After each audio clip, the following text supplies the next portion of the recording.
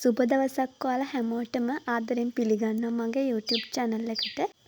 ඉතින් අද මම මගේ වගාවේ ඇතිවිච්ච චූටි ප්‍රශ්නයක් ගැන ඔයාලත් එක්ක කතා කරන්න තමයි යන්නේ.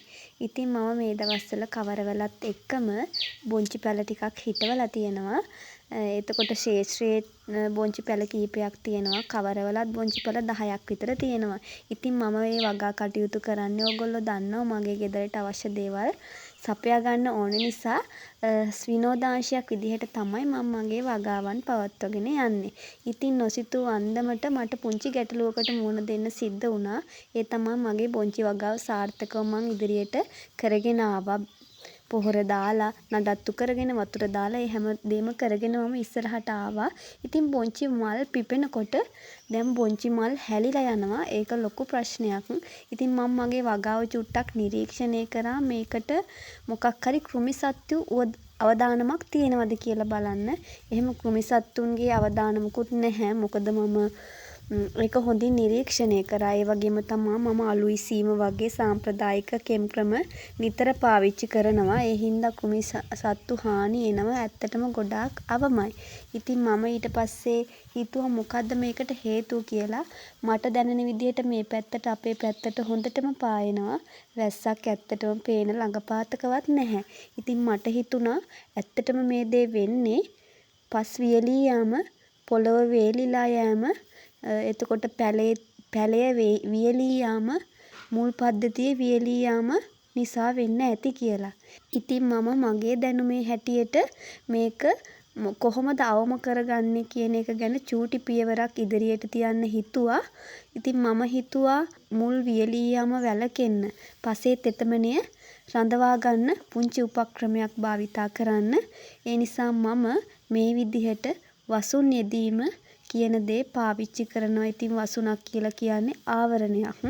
ඉතින් අපිට මේකට උඩින් ආවරණයක් යොදා ගන්න තියෙනවා නම් ගොඩාක් හොඳයි. ඒත් ඒක අපහසුයි නම් අපිට පුළුවන් වසුනක් ඒ කියන්නේ ආවරණයක් විදුරු හෝ වියලී ගිය වල් පැලෑටි හෝ යොදාගෙන අපිට මේ පැලේ මුල් පද්ධතිය පැලේ මුල ආසන්නය ආවරණය කරන්න.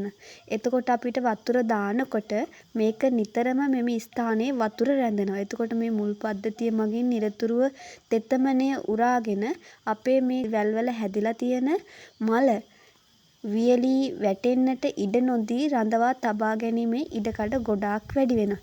ඇත්තටම අපි ඕන දෙයක් සාමාන්‍ය විදිහට හිතුවොත් අපිට මලක් වියලී වැටෙන්නේ ඒක ගහේ නොරැඳී වැටෙන්නේ වියලීම නිසා කියන එක හොඳට හිතා ගන්න පුළුවන්.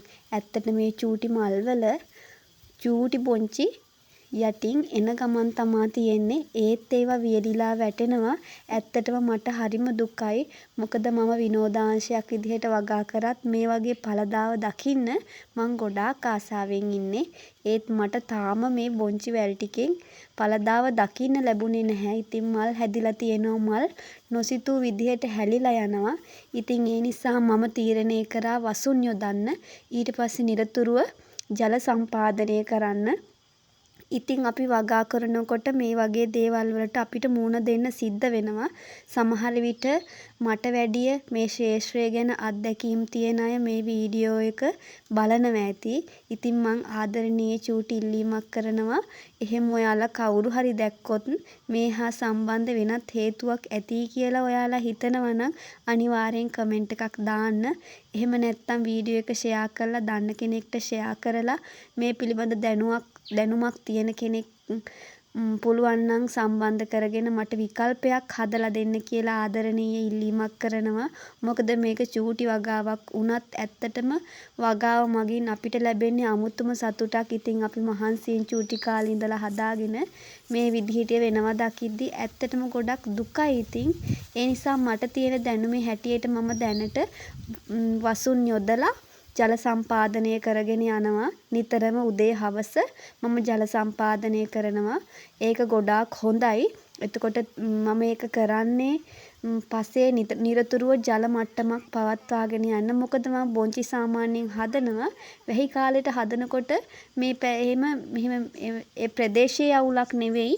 වැහි කාලයේ හදනකොට හොඳට බොංචි වගා කරලා මම ගෙදර පරිභෝජනයට විතරක් නෙමෙයි කඩවල් වලටත් මම දානවා. ඉතින් මේ අත්දැකීමට මුහුණ දීපු පළවෙනි වතාව තමා මේ.